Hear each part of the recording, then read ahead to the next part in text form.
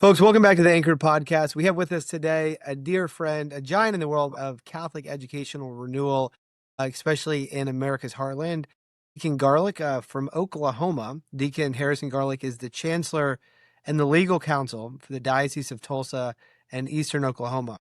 He is also the co-host of Ascend the Great Books podcast and a convert to the Catholic faith. He lives in rural Oklahoma with his lovely wife and 4 children. You can find him on Twitter, now X, at Harrison Garlick 1. And also watch for his interview with the Eternal Christendom podcast. Deacon Garlick, great to see you. Yeah, thanks for having me on. I really appreciate it. And just a small update, we now have 5 children in rural Oklahoma. So we got to update that bio. yeah, no, we got to update the bio. So yeah, we have 5 kids running around on about 6 acres in rural Oklahoma. It's a good time. That is amazing. What is the age range with the 5 kiddos? Everyone turned odd this year. So it's a girl who's 11. So she's like the lieutenant mom. And then there's a 4-year gap. And then we have 4 boys in a row, 7, 5, 3, and 1. You got I know that you're a hunter, even bear hunting. So I'm sure you're going to be getting the kids into that. Deacon Garlick, as we often do in the Anchored podcast, I'm curious, you're so passionate about, reviving authentic education, the tradition, your work, especially getting that back into Catholic schools. But I'm wondering if we could start with just kind of your own education growing up. Did you go to homeschool, Catholic schools, public schools? Did you love school? Did you hate it? What was that like? Yeah, that's a good question. So like a lot of people with classical education, I'm zealous about it because it's a treasure that I found late in life. And so it's this good that I certainly want to share with other people, right? The good is diffusive. So no, I grew up in a house, I don't know if it really focused on the intellect. We had like C.S. Lewis. I was a Protestant. So C.S. Lewis was allowed. That was our one kind of like intellectual text, typically that we read. I don't know why that's true of evangelicals, but that's what it was in my house. But I didn't really... I studied this a normal, I think, Protestant education growing up, a little private Christian school. Somewhere in high school, I discovered short stories, like literature. I had a good literature professor, Flannery O'Connor, Ambrose Bierce, these kind of people that really showed me that narratives could actually have kind of a deep but also subtle meaning to them. And that kind of awoke my imagination in certain ways. And then I stumbled upon Kierkegaard, which is probably not a best place to start when you're reading the great books, but sometimes these things are organic, right? And Providence does what Providence wills. And so, no, I went to my undergraduate. It was Oral Roberts University. So it kind of... Wow. Okay. Yeah, totally. Other end of the spectrum. So kind of raised in like a word of faith background kind of household a little bit. And so, honestly, I still remember where I was sitting in those classrooms, and we were discussing the relationship between faith and reason. And how systematic theology was done is you just had a series of quotes about like a subject. Like here's 10 different theologians talking about baptism, and you picked the one that you liked, and then you kind of moved on to whatever the next subject was. And we were discussing faith and reason. And I don't really know why we had this, but they had the opening paragraph of Pope John Paul II's Fides et Ratio, that faith and reason are the 2 wings upon which the human spirit arises to God. And that was really the first time in my life that anyone had told me that faith and reason could be in harmony with one another. Okay. And that was really kind of the splinter in the back of my mind that wouldn't let go. So I went to Ave Maria University for their master's program, studied theology out there. They have a really unique, beautiful program in which you study your systematic 2 years of theology, but you also, at the same time, are going through a great book sequence. And so I was exposed then to, say, Catholicism, St. Thomas Aquinas, faith and reason, this harmony, at the same time, concomitantly, with the great books. And so I'm reading St. Thomas Aquinas and Plato's Republic, and it was beautiful. It was just like throwing me into the deep end, and it was everything that I wanted. So yeah, I converted to the Catholic faith during that time period, and then went on to really love the great books. And then this kind of renewal of classical education, which again is like a treasure that I'm aware of, but I did not receive, kind of dovetails really well into a lot of the great studies. And so in my role here as chancellor, and also just, as a deacon and as a father, I've tried to promote it as much as I can. Something I love so much about this movement, the classical renewal movement, is I think it's given birth to a new and better form of ecumenism that's, not like the, just kind of, yay, Jesus, and let's not talk about any theology. But really, one that reminds us that we have, a common intellectual tradition, with our Protestant brothers. Love that background. I always think of, myself as very indebted. I went to theological seminary, indebted. And Oral Roberts is a good CLT partner. They've got those giant prayer hands on campus. Very, very memorable statue there. Well, let's turn over a bit your work. You're a lawyer. You're in the chancellery in Oklahoma there, and you recently presented in front of the United States Supreme Court, a case that got a lot of attention. Many people paying attention. I'd love if you could maybe start with, assuming our audience has no context for this at all.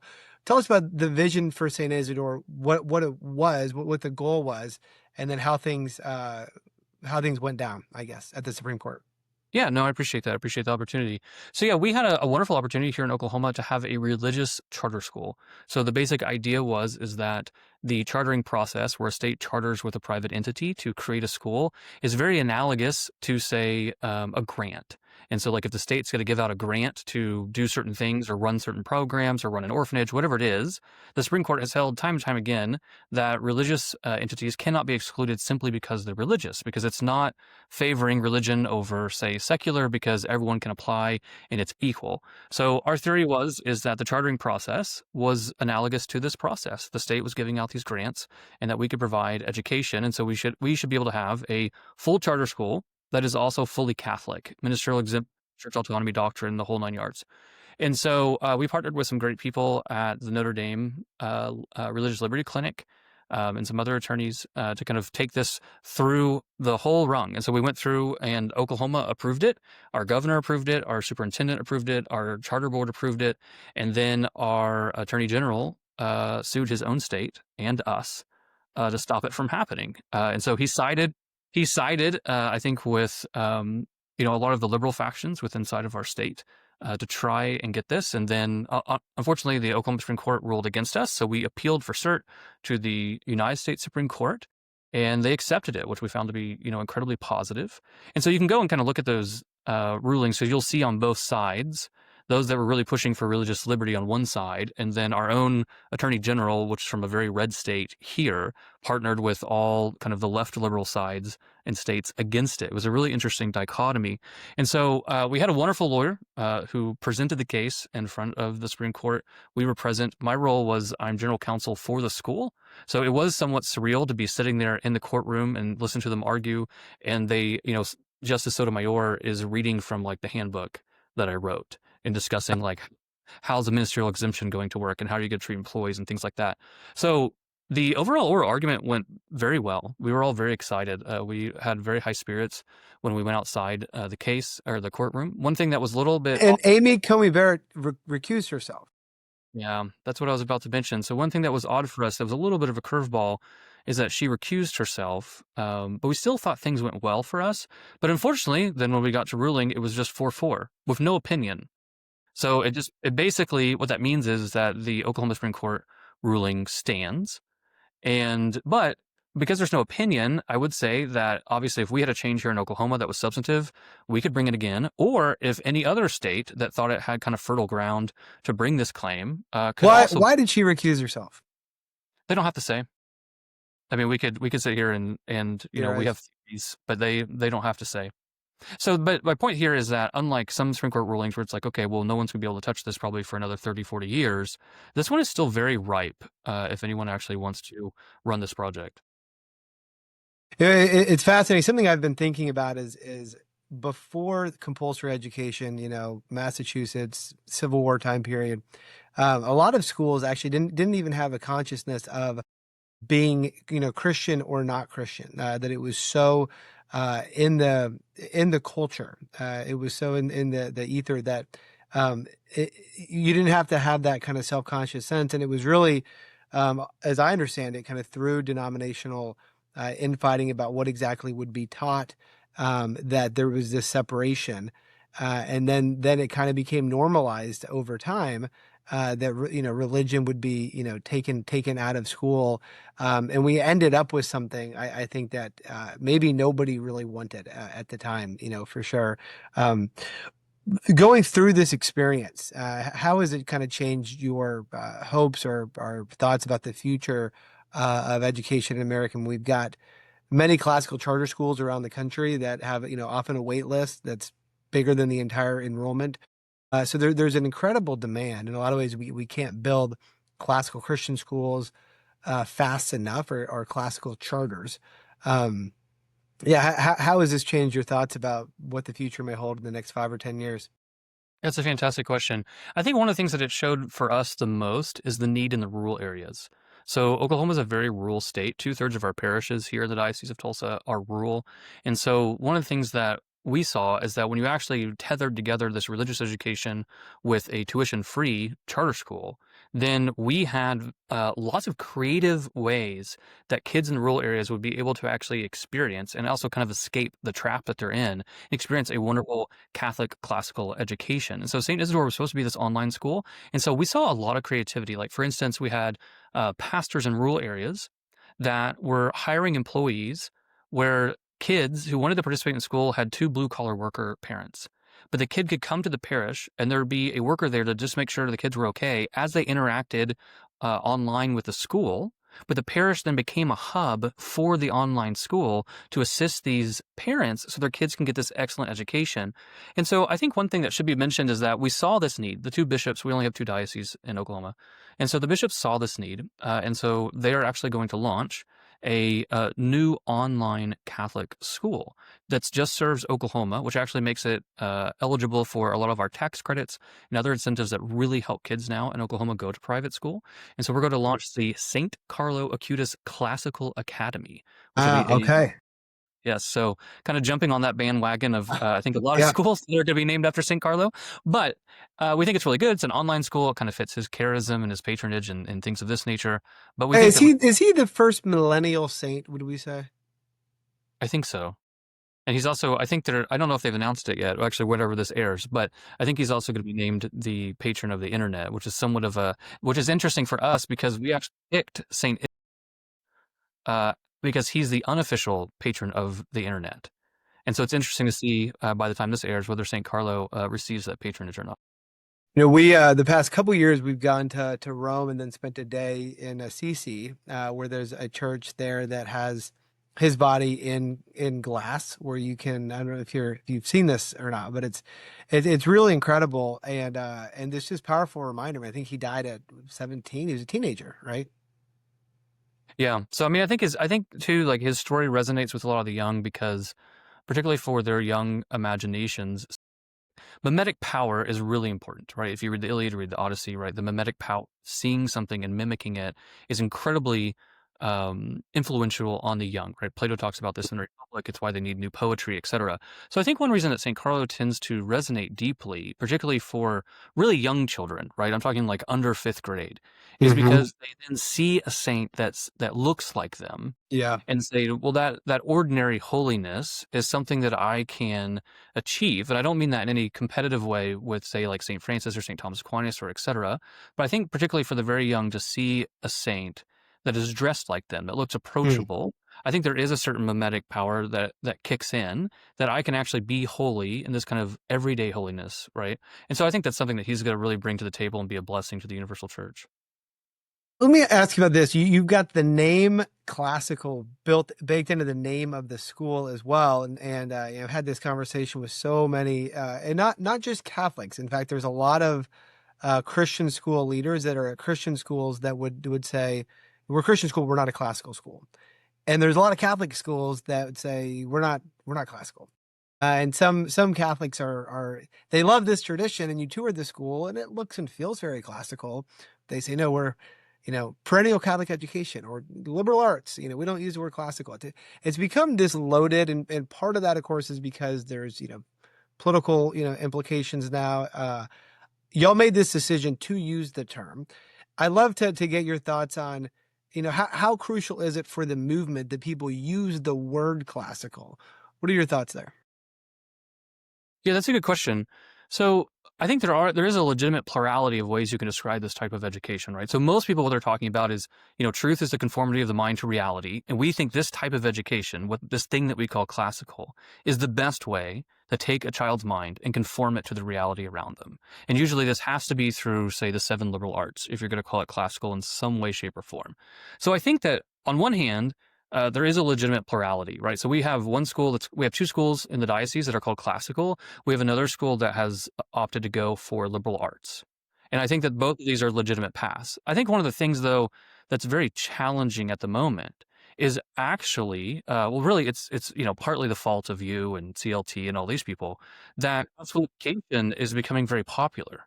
And I think that one of the dangers that we're facing right now is what does it mean to be classical or liberal arts? So we have different descriptors for the same thing to a certain degree, and you could argue then where does a quote unquote great books curriculum fit into that, because it tends to be analogous to that, right? But it's not strictly a liberal arts education. So how these things play together. But one of the things, the challenges I've seen is amongst these terms, which I think there's merit for all of them, and depending on what your emphasis is.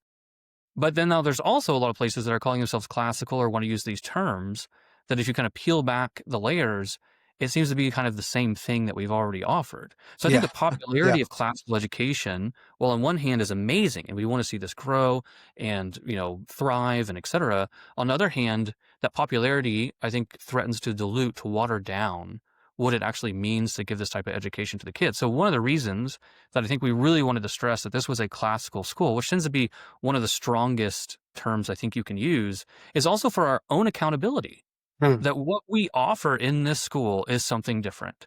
This can't just be the public school with religion class. It can't just be these normative kind of Catholic education that we've seen for the last 60, 70 years. But we have we either use primary text or we do these little changes. There has to be a really substantive difference in how we receive these children and educate them, how we conform their minds to reality and send them out. And so part of using that term, a very strong term like that, instead of say, perennial education, Catholic intellectual tradition, things like this, which I think don't tend to make the same claims, is that we want to hold ourselves accountable that we're going to offer an excellent classical education to all the children who join this new school. Love that. One of the great joys over the past decade, with CLT has been just traveling and touring so many schools. And one of the last Catholic schools I visited was John Paul the Great Catholic School in Lafayette, Louisiana, and a great gala there. And it's kind of very Benedictine. The students are doing physical work, and they're harvesting crops, and there's animals, and so that they have the kind of the life of the mind with coupled very beautifully with physical tangible work as well. And I think it's really important to have these kind of flagships. I think John Paul the Great is one of them. I think, obviously a school like the Heights or Our Lady of Lourdes or Sacred Heart in Grand Rapids, these are all flagships. I'm wondering if there have been any that have been, particularly inspiring as you've been kind of hammering out a vision for this new school. Yeah, no, that's a great question. I think in a lot of ways, what's inspired us on this particular one is what we saw with St. Isidore. And because when we did a lot of our marketing for St. Isidore, when we had to do our Supreme Court case, when we had all of these things, we actually met a lot of these families and received testimonies from them about how much has this changed your life to have this type of education. Because I think in a lot of ways, I mean, just to be honest, right, if a lot of us could push a button and run a classical school, there's a lot of reasons we probably wouldn't opt for an online school. It ends right, it's a little disjointed, right? So it's like here, we're going to experience the real, but mediated via a screen. So for instance, like in our other classical school, they're running at like 260 kids right now at our classical school downtown. It's beautiful. They have one screen in the entire building, which is for their art room, so they can show different types of art, etc. And that's a huge selling point for a lot of parents. But here, I think what we have to say is like, okay, but there are souls in this diocese in Eastern Oklahoma who need to have access to this. And so what can we do? And so a lot of our inspiration for this type of education, mediated through an online platform, was reaching those children who otherwise would have absolutely no access to this through no fault of their own. Yeah, that's fantastic. And in Oklahoma, school choice has been sweeping the country. In Oklahoma, are students currently able to use public funding to attend? Yeah, so we very recently, thanks be to God, to our governor and everyone else who passed it, is we do have tax credits. And so parents now get a certain amount of money that they can then apply to private education. So this has been really transformative to our own local Catholic school district. Almost all of our schools now are at capacity, and we're trying to kind of discern what are the next steps forward. So this was a big discernment point for us launching our own online school, because in the past, there wasn't really a reason why Why would we open an online school to compete with the larger national ones that I think, we can name several that I think are actually doing a really wonderful job.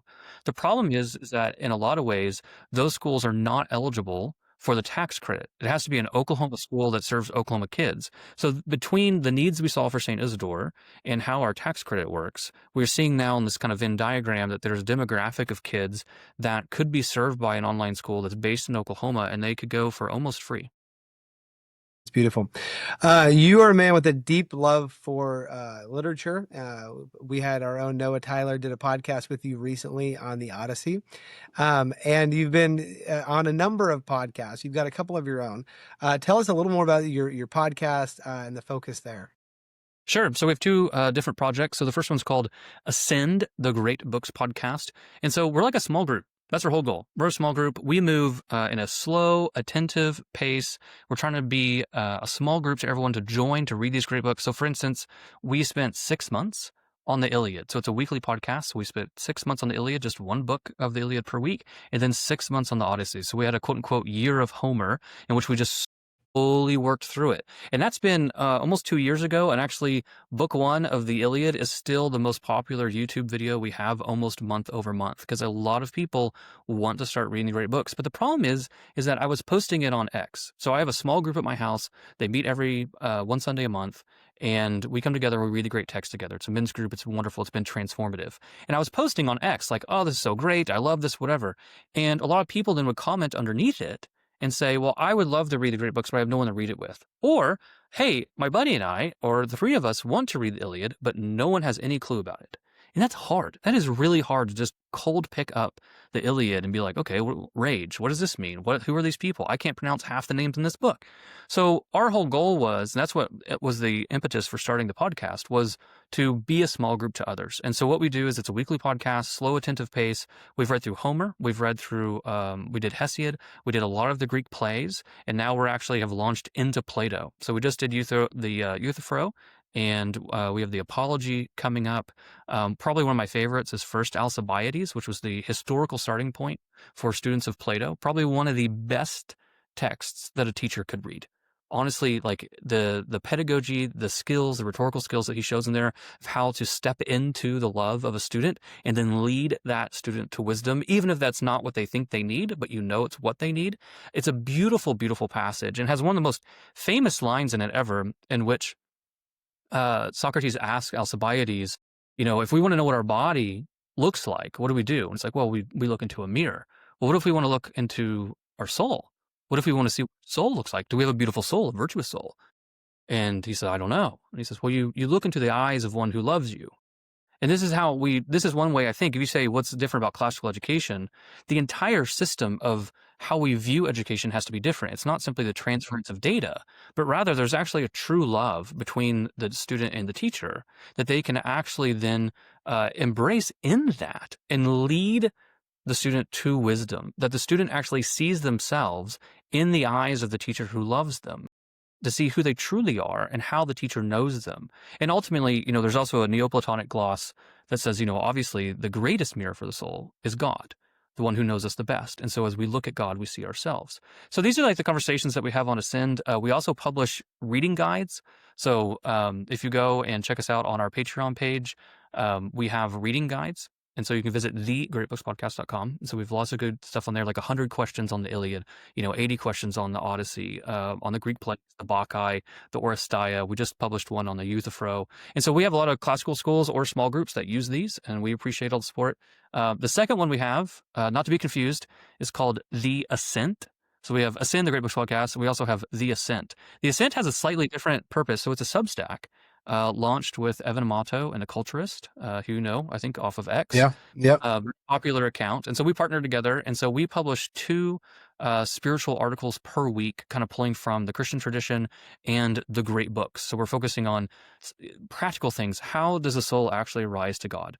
How does the soul become more beautiful like Christ is beautiful? What's theosis? What's sanctification? How do we climb the ladder of love towards God? And so these are kind of our 2 projects right now. On Ascend, we have a lot of professors that come on each week to kind of tutor us through like a small passage of the book. And then over on Ascent, we've got 2 articles a week, really kind of focusing on the practicalities of spirituality. Why should Christians read the pagan classics, the Iliad, the Odyssey? That's a good question. Well, I think that I think you could flip it and say, can Christian education actually occur without the pagans? Because that is actually a new theory, not an old one. So there's two. So we've got a fantastic. If you go check out The Ascent on Substack, we have a fantastic article called "Why Christian Education Needs Paganism," and it pulls from a really beautiful letter by Saint Basil. So what is that? 400s, in which he is actually writing a letter to young men. Why do young Christian men need to read Greek literature? And he basically makes the basic argument, right, that truth is truth. So the same God that gave you an intellect is the same God that died upon the cross. And so we can look then to nature for rules, like say the natural virtues, right, or nature and natural law. And so who better, who has exhibited these things outside of, say, the context of divine revelation, than Homer in his Iliad or in his Odyssey or in the Greek plays? And so he says, listen, we read these things, we pull out what is good. He says we're like a bee and we discriminate amongst the flowers and we pick out what is good. And this shows us, right? In a certain way, I would say this: natural virtue, as exhibited by the pagans, is not a threat to Christianity. It is an invitation for Christianity to soar higher.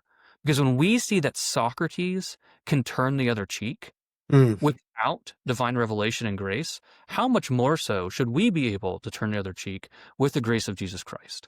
And so paganism only pushes us up, not down. And I think obviously the best person who understood this and used it the best was probably Dante in his Divine Comedy. So no, all classical education probably deals with this, right? Why do we have to read the pagans? Why do we do all these things? And I think that we have to shift a mindset that Christian education has always had the pagans in it. It's only recently that that's seen as a threat, but it's not a threat. It's an invitation to ascend even higher. So curious for your answer here. We always end the Anchored podcast with the same question.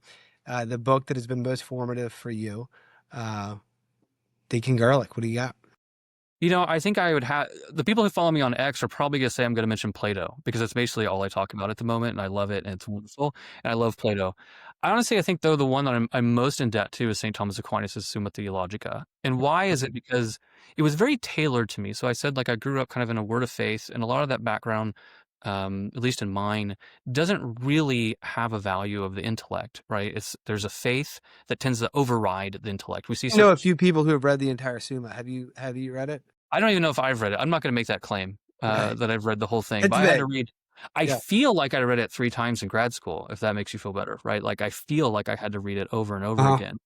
But it was tailored really by providence to what I needed, right? It was the medicine, it was my remedy to the disease that I had, that I struggled to understand the relationship between faith and reason.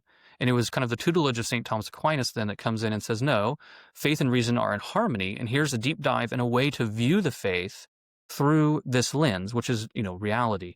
And so I think what that did is it created a certain lattice work in my intellect, in my imagination, to then understand all other things. Because certain issues, right, are watershed issues. They go one way or the other, and that's how you're going to end up treating things. And you end up on one side of the spectrum or the other.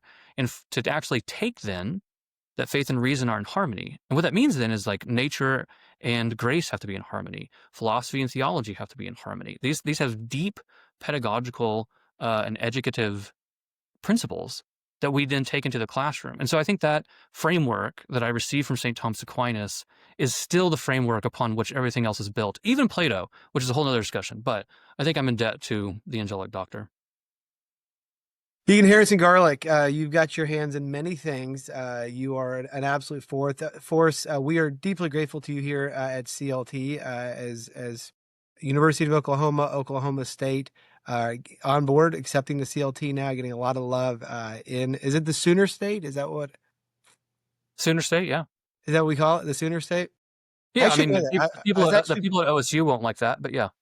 I was actually born in Oklahoma City, but I moved when I was like 18 months, so I don't remember it at all. But I do still claim it as my birthplace for sure. That's good. Can't wait to have you out here, host you in October for the Annapolis Summit, and keep up all the great work. Thank you so much. Thank you for inviting me today, and thank you for all your good work.